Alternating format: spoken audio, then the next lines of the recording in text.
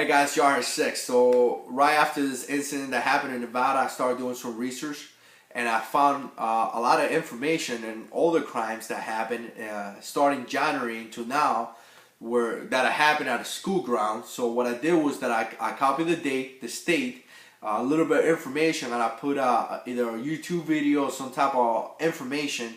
And if you go into the comments or into the description, you can see all that information there. So if you want more information about a specific event, click on it and do your own research. But it's just crazy how we are seeing, and this is something that we constantly see nowadays, kids killing kids. I mean, how can it possibly be where a 13-year-old, 14, 15-year-old boys are killing other people? It's blowing my mind. A lot of guys are saying why, and I know the news is talking about it. Why he did this, why he did that, and no one has a straight answer. So my opinion to that, and I respect yours or respect mine, is the devil is real.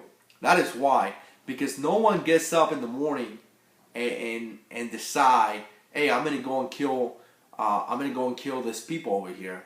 That has to be the devil. The devil comes to kill and steal. So with that being said, I'm not doing this video. This video is not for me to defend gun rights, but I am going to talk about one thing that I constantly see, and it seems to be the only course of action. Every time we have some type of crime, the course of action is regulate weapons or take away our guns. And I don't understand when we're going to understand, or not we, I mean like the government and the news, that criminals don't buy guns like law-abiding citizens do. They don't go into Walmart and say, hey, man, can I buy that shotgun, or can I? They don't do that. Criminals buy guns illegally. So if you're gonna implement some kind of ridiculous regulation, it's just gonna affect the law-abiding citizen like myself and yourself. So by doing that, you're just punishing everyone. So either A, they're starting to seem like a communist country, or we used to do that in the Marine Corps where we punish everyone. So, but you shouldn't punish the law-abiding citizens for crimes that happen because they're criminals. You take away firearms, that's not going to stop anything. If you go into China and Google this, 22 kids were stabbed by a guy at a school. And apparently in 2010, China had all the incidents that include a lot of stabbing. So people are going to get killed. People are going to kill people. And the reason why is because the devil is real. I said at the beginning of the video. So with that being said, a lot of the guys are going into YouTube and they're going into Google and they're typing and they're searching for ways to protect our kids and what can we do. So I thought it was kind of good to do this video and then challenge you guys out there to make a video and, you know, pretty much tell me and tell the YouTube community what can you do or what can we do to protect our children, you know, regarding going to school or school safety.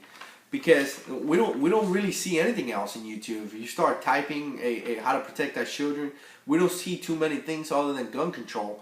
So can we start doing some videos out there, or maybe put a comment in my comments, or make a blog or something, and let people know what can they do to protect our children, because this is a serious crime that is going on nowadays, and we need to let people know. Hey, you know, maybe you could do this and this and this, and maybe your kids are going to be protected.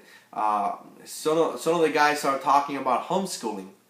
You know, I wouldn't like to homeschool my children because I like to go to school, but when we having a school shootout about two hours from my house, I mean, that's pretty close to my house. That is a threat to my children.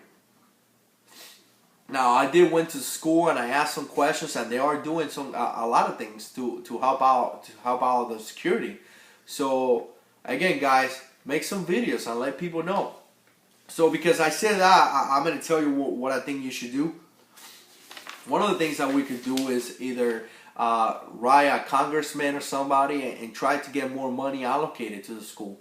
With that money, the school could do a lot of things. One of the things the school could do is do a physical security assessment. Pretty much they could go into the school, and guys that know about security could identify ways that the school is lacking on security issues. Not only security, but also emergency procedures. And then these guys that are guys are experts in security could give the school a lot of recommendations. Hey, look, you could do this, you could do that, and that's gonna help the security, the school to have a stronger security plan. So if they find themselves in some type of scenario where an active shooter comes into the school, they do have a solid plan. And I know a lot of the school have plans nowadays, but apparently it doesn't seem like it's really good. So we need to make some adjustments to that plan. Another thing, it will be some of these guys could recommend putting some type of security technology. That's what I meant. So things like an X-ray machine. A student has a gun, comes in with some type of firearms. The X-ray machine is gonna let us know.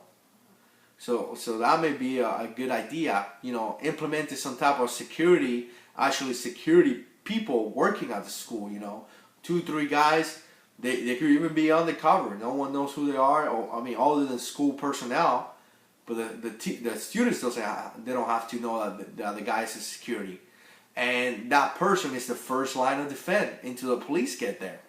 So, the police department, they could appoint a police officer to be at the school protecting our children. Guys, this is things that we pay in taxes. The American people deserve that.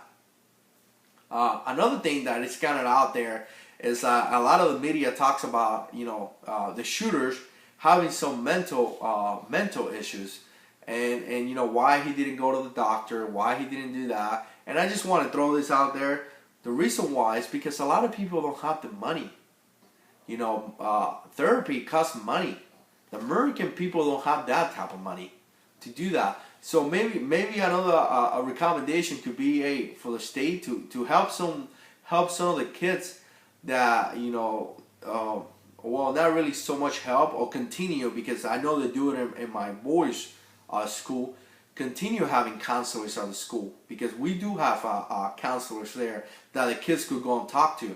And at the same time, parents, make sure you know what kind of plans and resources the school have, because if your kid has some kind of issue, he could go and talk to the school counselor, and that person is trained to to conduct the therapy on the kid and help you out. So be involved. Alright guys, and another thing I think we could do as parents is spend time with our children.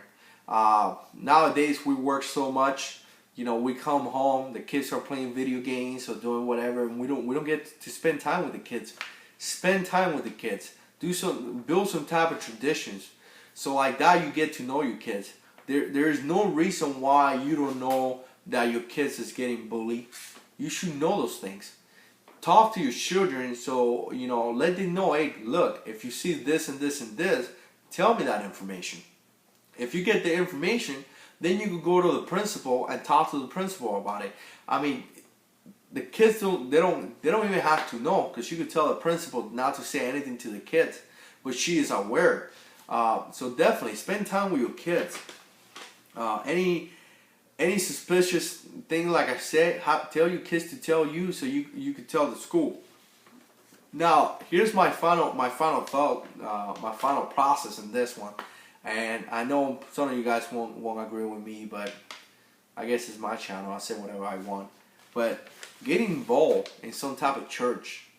Start teaching your kids the love of God, because it seems like nowadays the country's going away from it. We used to be one nation under God, and no one talks about it.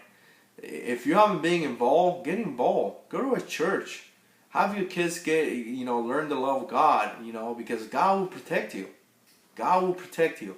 There is no other weapon that you have in your arsenal. You may think that you have an AR, Remington 700, a Glock 21. There's no other weapon in your arsenal that is going to protect you better than God. He's the Almighty, and He's going to protect you.